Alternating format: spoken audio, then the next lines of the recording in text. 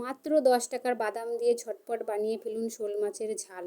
প্রথমে মাছটাকে ভালো করে ভেজে নিয়েছি। এবার নিয়ে নিচ্ছি কাঁচা লঙ্কা, বাদাম, আদা কুচি, গোটা জিরে, শুকনো লঙ্কা, তেজপাতা, হলুদ, লঙ্কার গুঁড়ো, লবণ আর পরিমাণ মতো তেল। এবার কড়াইতে তেল, তেজপাতা, গোটা লঙ্কা দিয়ে নেড়ে নিচ্ছি। এবার জিরে বাটা, আদা বাটা, লঙ্কা বাটা সব কিছু দিয়ে মশলাটা ভালো করে কষিয়ে নিচ্ছি।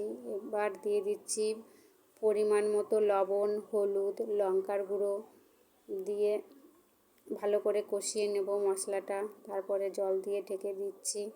এবার জলটা হয়ে এসছে, মাছগুলো সব ঢেলে দিয়েছি। এবার মাছগুলো ঢেলে দেওয়ার পরে বাদাম বাটাটা দিয়ে দিচ্ছি।